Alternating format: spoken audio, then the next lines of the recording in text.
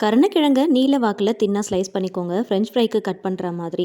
அதை இட்லி பாத்திரத்தில் வச்சு ஒரு 10 நிமிஷம் மட்டும் ஸ்டீம் பண்ணி எடுத்துக்கலாம். கத்தியை வச்சு குத்தி செக் பண்ணி பாருங்கள். நல்லா சாஃப்டாக வெந்திருக்கும். ஒரு 80% குக் ஆனால் போதும். ரொம்ப அதிகமான டைம் வேகணும் அப்படிங்கிற அவசியம் இல்லை. வேக வச்ச கிழங்க ஒரு பவுலுக்கு மாற்றி கொஞ்சம் ஆறுனதுக்கப்புறம் 1/4 டீஸ்பூன் மஞ்சள் தூள், டேஸ்ட்டுக்கு ஏற்றா போல் சால்ட் ஆட் பண்ணிக்கோங்க. 1/2 டீஸ்பூன் காஷ்மீர் மிளகாய் தூள், 1/2 டீஸ்பூன் ஜீரகத்தூள், 1/2 டீஸ்பூன் தனியாத்தூள், பாதி லெமன் பிழிஞ்சுக்கலாம்.